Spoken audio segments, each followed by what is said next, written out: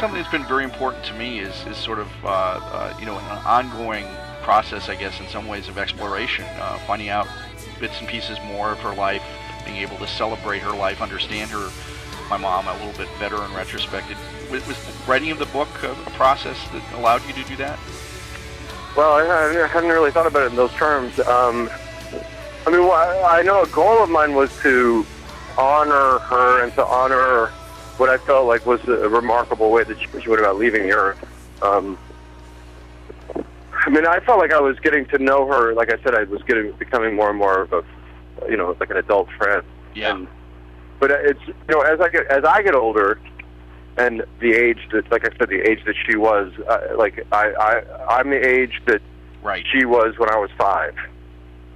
And, I feel like I'm a pretty mature person for the most part, but I can't imagine having 3 kids and being a struggling, working, single mother at my age. I just can't imagine it. So I feel like I gain different levels of respect and insight as I get older. Well, you've alluded to this, but what was the musical itself, and of course, is something that has been such a major part of your life for the last decade, in different ways. Was it a way, a cathartic experience in some ways, in working through some of the grief of the loss with your mother, with some of these other major losses? Doing the show, yes, absolutely. It was, and it goes back to the night that Jonathan died. It's hard to put into words exactly, but what I can say is that we all were on that stage singing these lyrics and playing these characters and telling the story that he had written, and everything that we were saying, especially when it pertained to the loss of a friend or, dying young, things like this, everything was exactly expressing what we were feeling about having lost Jonathan. Yeah. He had given voice to our experience. And that came true for me too in the long months of struggling through my mom's long illness and then ultimately her death. That doing the show was incredibly cathartic because it gives voice to those aspects of human experience, and it gives voice to them authentically. And I think because of that, Rent is this phenomenon that just seems like, in such profound ways, it's touched people. It's reminded them of their own struggles, their own strengths. And I know that you made a special point in corresponding with people who've reached out to you, who've talked about that resonance. Yeah, it's funny when the movie came out. I was able to invite a couple of my longtime friends to come to the premiere, and 1 or 2 of them were friends that I met because of Rent. But this was in the early days of it, and it's the kind of thing that now the critical mass is such that I probably wouldn't be able to become their friends now. So it's this sort of, it was like a bittersweet moment for us to look at each other and realize that I don't know that I would have been able to really get to know them now because there's too many people. Yeah. But it's an elegant, as my manager likes to say, it's one of those elegant problems, Well, just a couple other things. Again, one of the themes of Rent, it strikes me, while it's resonant with family relationships, it's these families of creation that many of us make that also have a great meaning. It was the process of working with so many of these cast members and again spending so much of your life like that, resonant with that theme in the film, this notion of created family.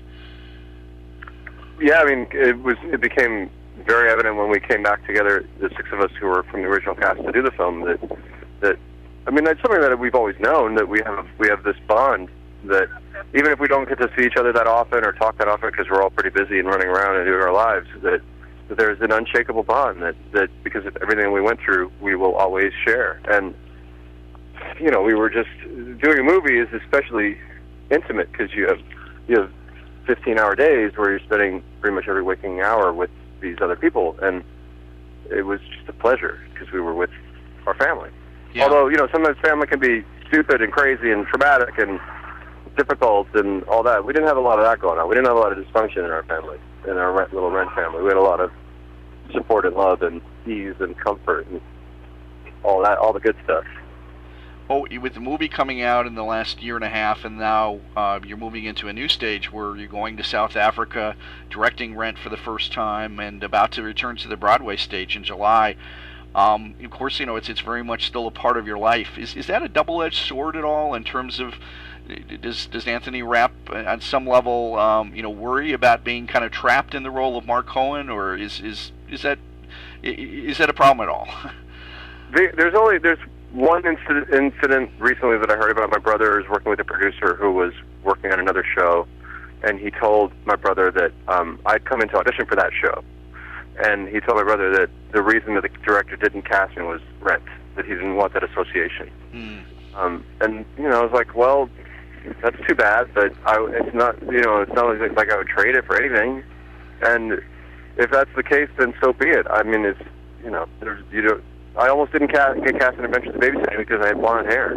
Yeah. So they could always find a reason, and if that's the reason, people should be so lucky to have such a reason. But of course, I would prefer it if the director wouldn't have cared and would have given me the part anyway. But at the same time, I wouldn't trade it for anything. So it's given me too much to worry about those logistical details.